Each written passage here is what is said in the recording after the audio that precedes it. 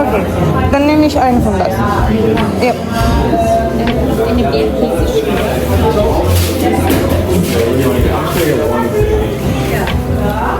Und können Sie bitte auf das schneiden?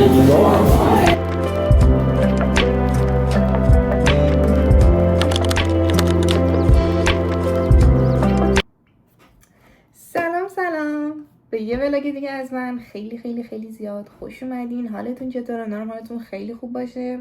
امروز دوشنبه است، همه جوری اول هفته است. البته اول هفته منه، ولی خب هم اول هفته است، هم این که من یه مدتی بودمش تو فکر این بودم بیام ولاگ هفتگی بگیرم که خب این هفته چون یکم شلوغ‌تره نسبت به هفته‌های قبلی، دیگه تصمیم گرفتم این هفته رو قرار بشه با هم دیگه بگذرونیم. الان امروز من یه دونه کلاس زبان دارم، باید اول برم بشینم مشقای اون رو انجام بدم، درس قبلم یه مرور بکنم دیگه. آره تو فکر اینم البته بعد از کلاس هم دیگه بریم کتاب فروشی که من بشینم کتاب بخونم. شما میتونین تا من کتاب بخونین، ولی آره فعلا برنامه امروزمون اینجوریه. من برم بشینم مشقامو انجam بدem. Umarım kiralar çok yüksek değildir. İnşallah umarım. Şimdi aynen فکر نکنم. Şimdi Türkiye'de de fiyatlar çok yüksek. من یعنی کلاسمو تموم کردم، کلاس زبانمو. آقا من یه نظریه ای دارم که دوستم امین و استادم دوتاشون مخالفن.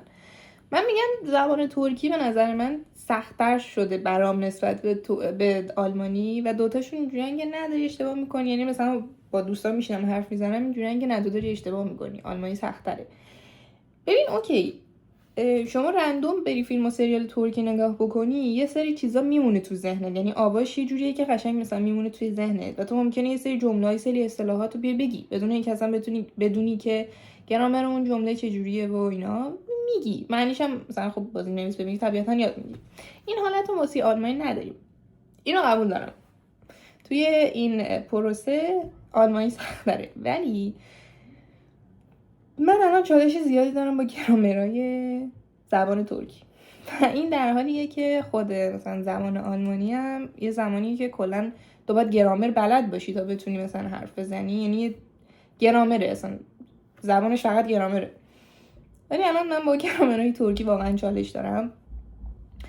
مثلا گاهی اوقات پیش میاد که تو یه استثنایی رو برای یه گرامر داری، بعد همون استثنا تو یه جای دیگه ممکنه نقض بشه.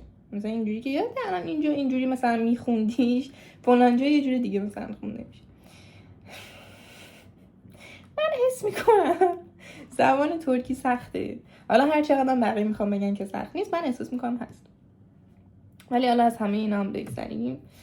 من یعنی دوست داشتم که امروز باشم برم کتاب فروشی بشینم کتاب بخونم، ولی از اونجایی که خیلی خیلی زیاد خستم چون PMS هم و من توی PMS یه جوری هم که انگار تریلی از روم رد شده، واقعا خوابم میاد با اینکه شب مثلا تقریبا سعی میکنم زود بخوابم، اون 8 ساعت خوابم باشه، ولی کلا خوابم میاد. برای همین قرار شد که من بمونم تو خونه کتاب بخونیم. البته اینکه آره دیگه برم یه چای دم بکنم یا بشینیم کتاب بخونیم ما هم دیگه.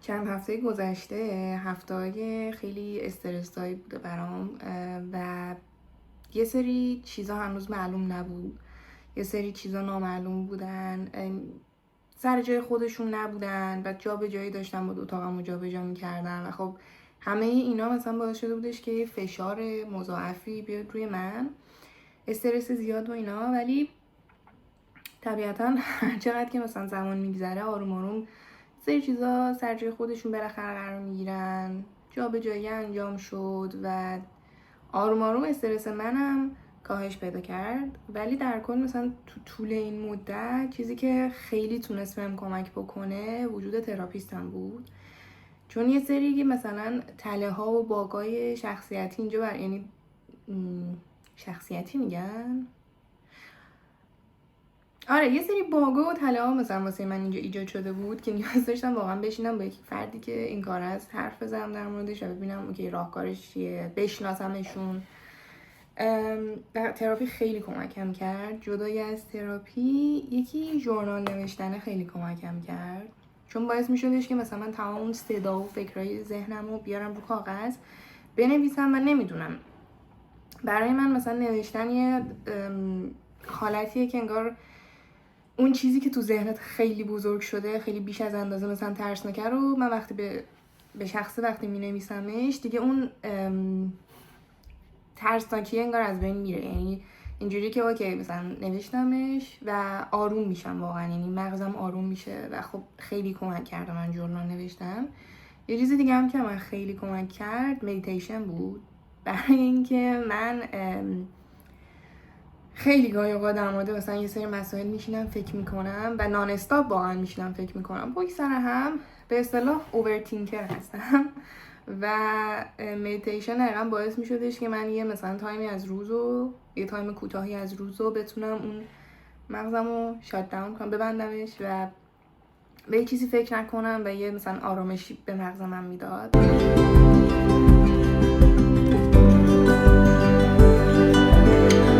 خب من ورزشم رو انجام دادم، رفتم دوشم هم گرفتم و الان خیلی خوابم میاد. دیدین یه سریا رو میرن ورزش میکنن، میرن باشگاه، چقدر بعد پر انرژی میشن؟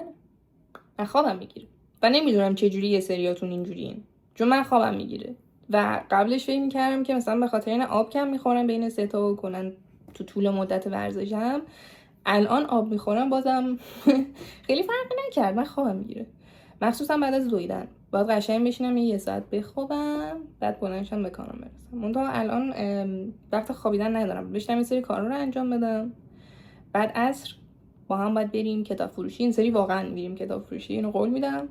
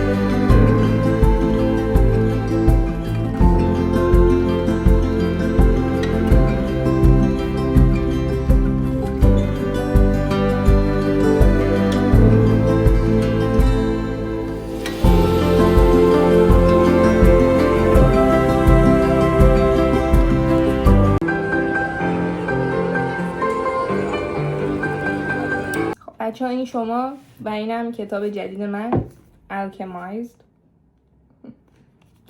نمیتونم بگم که این کتابیه که این هفته میخونم تموم میشه میره، بلا اینکه 1000 صفحه است، حدودا فکر کنم 1023 صفحه است و من برای کتابایی که به زبان فارسی نیستن کندخوانم، برای همین احساس میکنم قراره ماهای زیادی رو با این عزیز بگذرونم، یعنی حدودا یه 3-4 ماه شاید بیشتر، بستگی داره وقتم چجوری میشه تو ماهای آینده.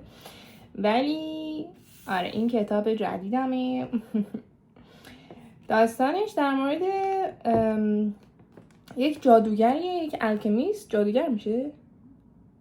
نه جادوگر نمیشه، کیمیاگر.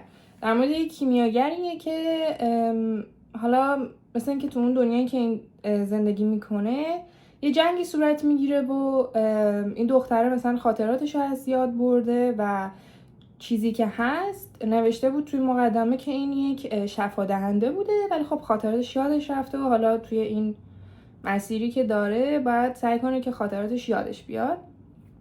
و حالا نمیدونم دقیقا چجوری داستان، ولی دنیاش حول یه همچین چیزی داره میگذره. این کتابه رو مثل اینکه از یه فن فیکشن یه کتاب دیگه هست به اسم منکلاید، اسمشو درست بلد نیستم، که این برگرفته از همونه و تنها فرقش اینه که منکلید یک فن فیکشنی بود، یک کتابی بود در رابطه با اون رابطه عشقی که میتونست بین هرماینی و دریکو شکل بگیره، یعنی قشنگ دنیای هاگوارتس بود. ولی این کتابه دنیای هاگوارتس و هرماینی و دریکو رو نداره، ولی میگم باز برگرفته از همونه دیگه. خلاصه که بشینم بخونم، آپدیت بدم. حقیقتا یکم ترسیدم چون تو تیک تاک داشتم نگاه میکردم، همه مثلا یه قسمتایشو یه سری داشتن گریه میکردن، یه سری واقعا اینجوری بودن که what the fuck is happening. و خلاصه که آره قراره که تایم خیلی قشنگی رو من با این کتاب بگذرونم. ولی حالا جدای از همه اینا اجازه بدید من بهتون نشون بدم. خب این که شکل چیزشه برعکس بود. آره این پشتش. بعد ما جلدم که در بیاریم شکل کتاب خیلی قطوری هم هست دیگه.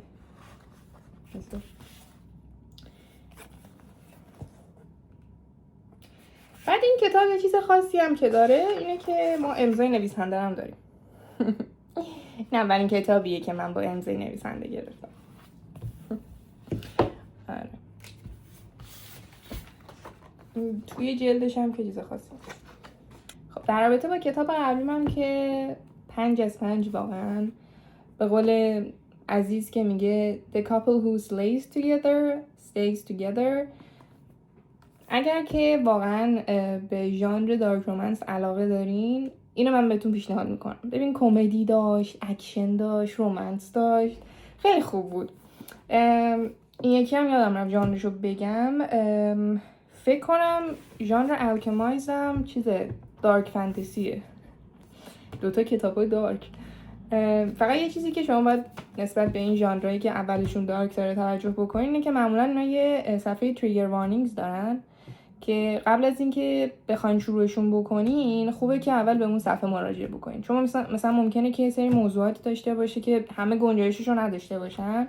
برای همون مثلا این داره الکمایز من ندیدم داشته باشه، ولی دیدم مثلا همه تو تیک تاک اینجوری بودن قبل از اینکه بخواین بخونینش یه چکش بکنین، چون گاهی اوقات مغزتون قراره اون وسط سود بکشه. آره خلاصه که این عزیز 5 از 5. اینم من برم بخونم، بعد دیگه یه آپدیت میدم تو ولاگ های بعدی.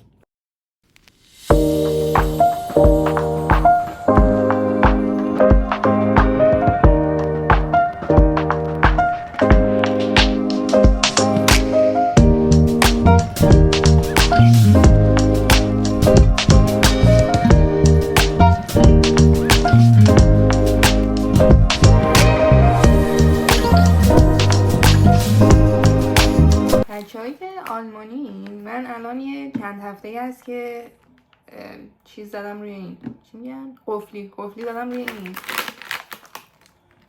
اینو میتونین از DM بگیرینش. البته فکر کنم بچه‌ای که اروپایین کلا میتونین DM مال اروپاست نمیدونم. خلاصه اگر به DM دسترسی دارین اینو مثلا من از اونجا گرفتم. بخش کودکان واقعا خوراکی‌های جذاب و خوشمزه داره و پکیجش هم بسته‌بندی‌های مناسب. این شکر نداره، کلا شیرینیش با خرماست. یه جوری مزه اون ویفرا بود، لوله یا وسط شکلات بود. بعد معمولا من یادم از اونا واسه چیز استفاده میکردن، بگو تزیین شکلات گلاسه. بعدم من بچه بودم باش فاز سیگار برمی‌داشتم. آره مزه همونا رو میده تقریبا، فقط خب شیرینیش کمتره. یکی این قفلی جدیدمه، یکی هم بیارم.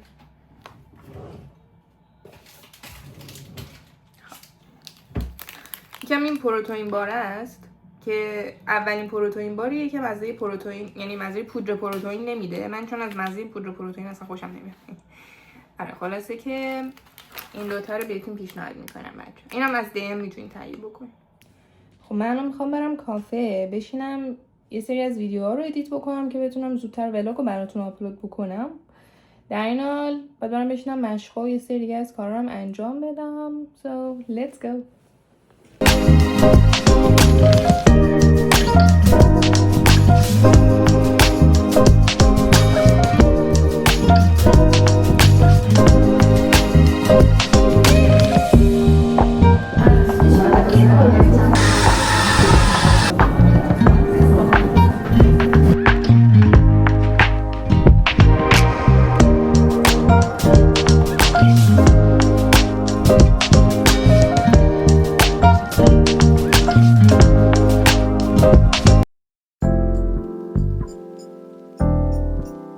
من الان دارم میرم کافه با دوستام قرار دارم. بعد از فکر کنم حدوداً 1 ماهی تونستیم دور هم دیگه جمع بشیم. البته اکیپمون کامل نیست، یه نفرمون امروز نتونست بیاد، ولی در کل داریم امروز میریم کافه بشینیم صبحانه بخوریم، حرف بزنیم، همدیگه رو ببینیم. خب بچه آره امینو که از ولاگ قبلی میشناسیم. های اینم عارفه. حرفی نداری بزنی؟ نه.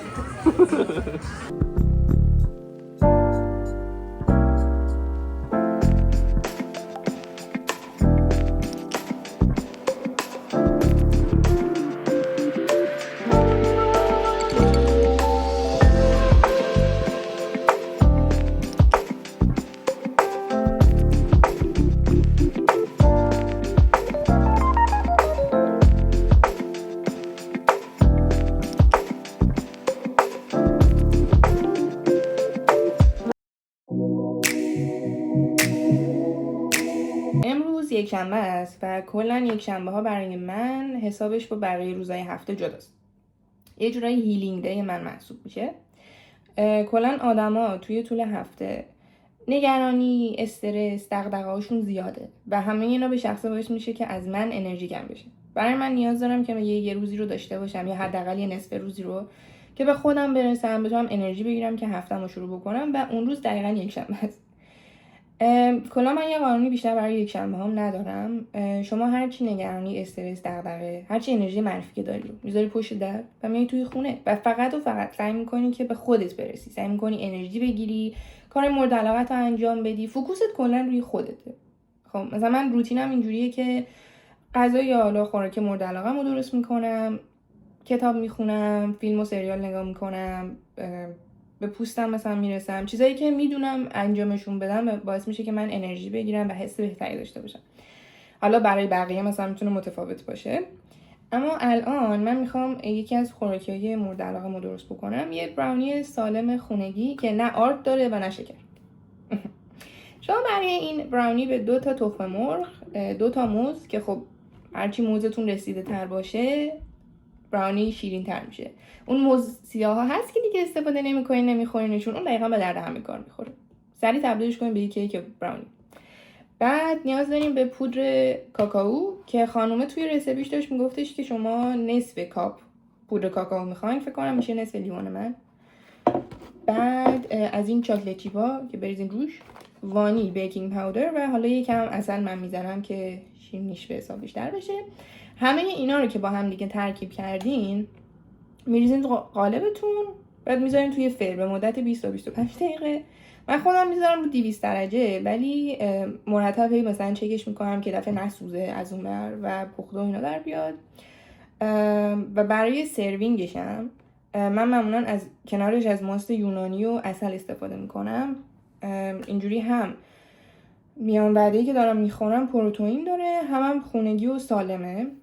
چون من کلا از پودر پروتئین خوشم نمیاد معمولا استفاده نمیکنم، ولی اگر مثلا شما دوست دارین که استفاده بکنین که براونیتون پر پروتئین بشه، میتونید مثلا توی تیک تاک برین نگاه کنین، کلی رسیپی هست، حتی مثلا بعضی توش ماست پروتئینی یا ماست اسکیر مثلا میریزن.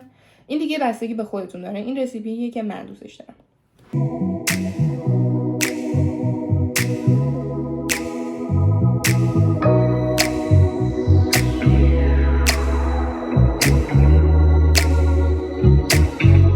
این بار دومی بود من داشتم اینو درست میکردم. این سری بهتر شد نسبت به سری قبلی، ولی باز من فکر میکنم پودر کاکائو زیاد ریختم، چون هنوز یه طعم‌مزه تلخی داره. البته با توجه به اینکه ما شکر و اینا استفاده نمی کنیم و عسل هم خیلی شیرین نمیکنه، فکر کنم طبیعیه. ولی شاید مثلا اگر به جای عسل شما شیرین کننده مصنوعی استفاده بکنین طعمش بهتر میشه، ولی در مجموع اوکیه. برای منی که مثلا یه هوس یه چیزی میکنم، این جایگزین خوبیه. What did you say that forest was called? The Forest of Torment.